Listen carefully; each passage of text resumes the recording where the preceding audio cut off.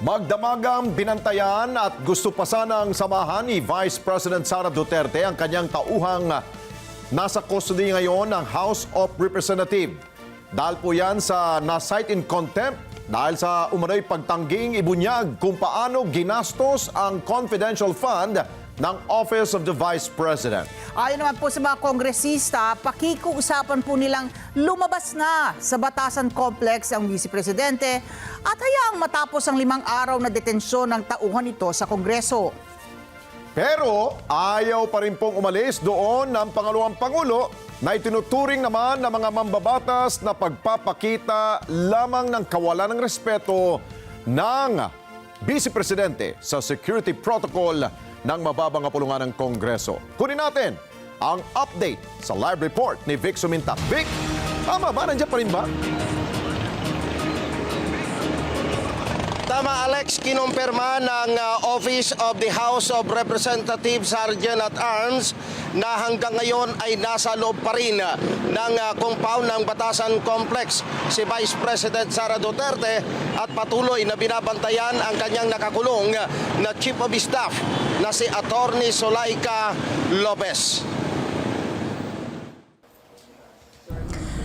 Umaasa sina House of Representatives Sergeant at Arms Retired General Napoleon Taas at House Committee on Good Government and Public Accountability Chairman Congressman Joel Chua na madadaan sa pakiusap si Vice President Sara Duterte na lumabas na ng compound ng Batasan Complex. Sinabi ni Taas na hanggang ngayon ay nasa loob pa ng House of Representatives Detention Facility si VP Sara kasama ang kanyang nakakulong na Chief of Staff na si Attorney Zulaika Lopez na pinatawan ng 5 araw na contempt ng House Committee on Good Government and Public Accountability dahil sa pagtanggi na ibunyag ang kanyang nalalaman kung papaano ginastos ang kinekwestiyon na confidential at intelligence fund ng Office of the Vice President.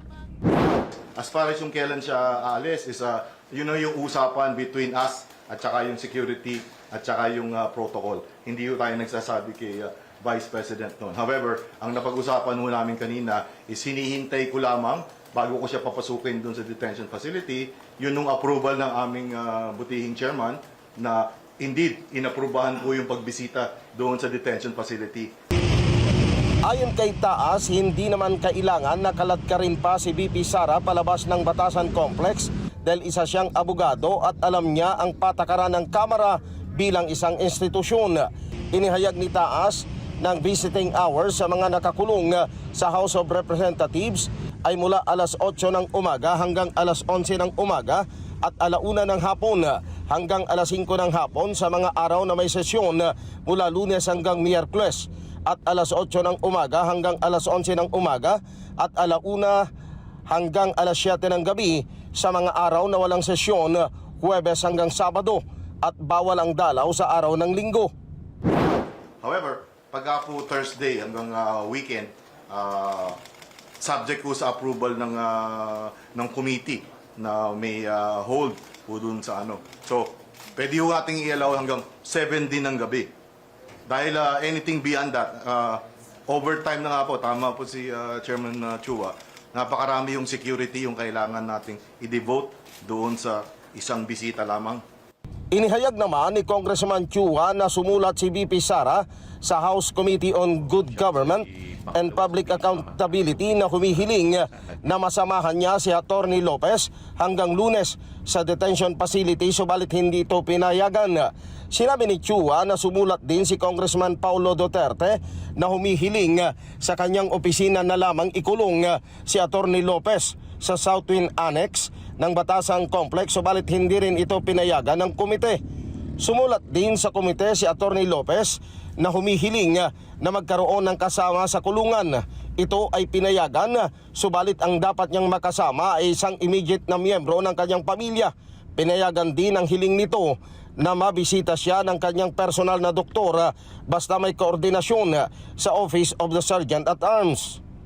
Sana naman po yung respeto po at yung leniency na binibigay po natin sa ating Vice President, suklian din naman po niya ng respeto sa atin. Yung mga tao po kagaya po ni Sergeant at Arms at yung mga personnel po dito po sa House Rep, ginagawa lamang po yung kanilang trabaho alinsunod po sa guidelines. Binigyang din ni Chua kung ipipilit ni VP Sara na manatili sa loob ng Batasan Complex kahit ito ay sa opisina ng kanyang kapatid na si Congressman Paulo Duterte. Ito'y pagpapakita ng kawalan ng respeto sa security protocol ng Kamara. Wala naman pong masama na makipagtulungan sa amin. Lahat naman po ng as long as within the bounds of law ay ibibigay naman po namin. Ang hinihiling lang po namin sana po sumunod lamang po nang sa ganun ay hindi na magkaroon ng ganitong klaseng issue. Niliwanag naman ng Office of the Sergeant at Arms na walang parusa sa mga lalabag sa security protocol ng Kamara at ito ang unang pagkakataon na may ganitong insidente na pangalawang Pangulo pa ang hindi sumusunod sa security protocol ng Kamara.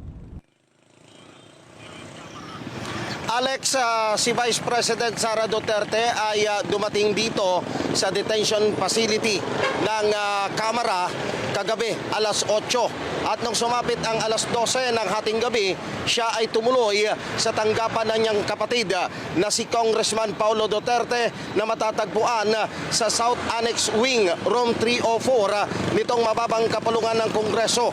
Hanggang ngayon ay hindi pa rin lumalabas ang Vice Presidente sa Batasan Complex. Balik sa inyo, Alex. Okay, Vic, ang tanong ng taong bayan ngayon, paano ito mareresolba?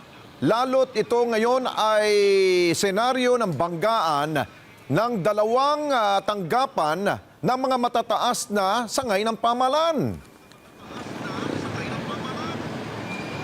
Alex, ang sagot sa atin ni General Taas, ang Sergeant at Arms ng Kamara, pakikiusapan niya si Vice President Sara Duterte dahil itinuturing niya itong mista dahil siya pala ay adopted ng Class 1984 ng PMA. Kaya sabi niya, umaasa siya na yung pagiging magpista nila ay makikinig si Vice President Sara Duterte kay General Taas. Okay, pagpalagay natin, Vic, na magmatigas si Vice President Sara. So ano mangyayari dyan? Mananatili pa rin sa dyan sa Kamara?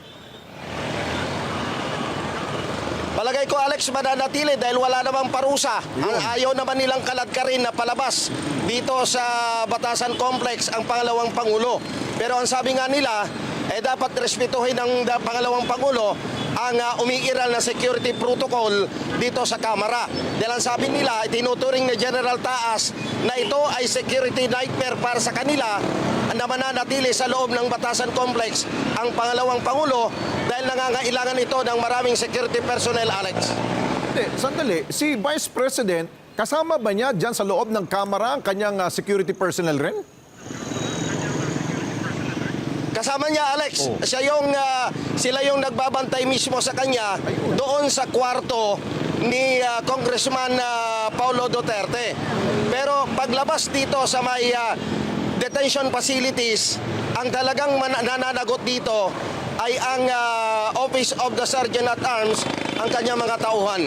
Okay, linawin natin dito, Vic, ang pangalawang Pangulo ay wala naman siyang request o kahilingan sa liderato ng Kamara na palayain itong si Attorney Lopez. Walang ganon, Alex. Ang sulat na ipinadala niya sa House Committee on Good Government ay samahan niya si Attorney Lopez hanggang araw ng Lunes. Dahil si Attorney Lopez pinatawan ng 5 araw na contempt ng komite. O sige, maganda yun. Dalawa sila nasa kulungan o nandyan sa mismong Kamara. Hindi ba sila natutuwa doon, yung mga mambabatas?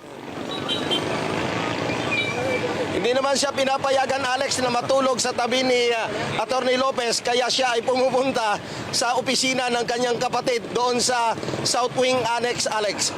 Okay, sige. Antabayan na natin kung ano ang magiging ending nito dyan sa Kamara. Kung ano yung mga eksena ho dyan sa mababang kapulungan ng Kongreso. Thank you so much. Vic Sumintak, mata natin dyan sa Lower House. Maraming salamat sa inyo pong pagsubaybay sa Mata ng Agila Primetime.